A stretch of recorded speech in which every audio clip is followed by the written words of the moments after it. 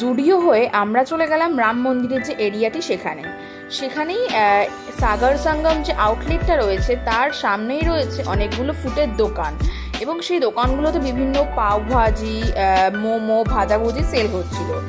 আর সেখান থেকেই আমরা ট্রাই করলাম মোমোটার দাম ছিল 40 টাকা। এই মোমোটা ছিল সম্পূর্ণ ভেজ মোমো। মোমোটা ভেজ মোমো হলেও এটার স্বাদ ছিল দারুণ।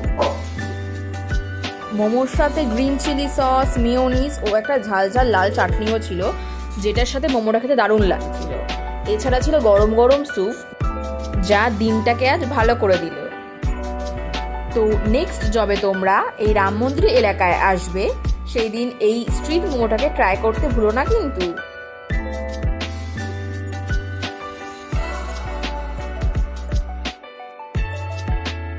আর আইসক্রিম দিয়ে আজকের সন্ধ্যের ঘুরু শেষ করলাম।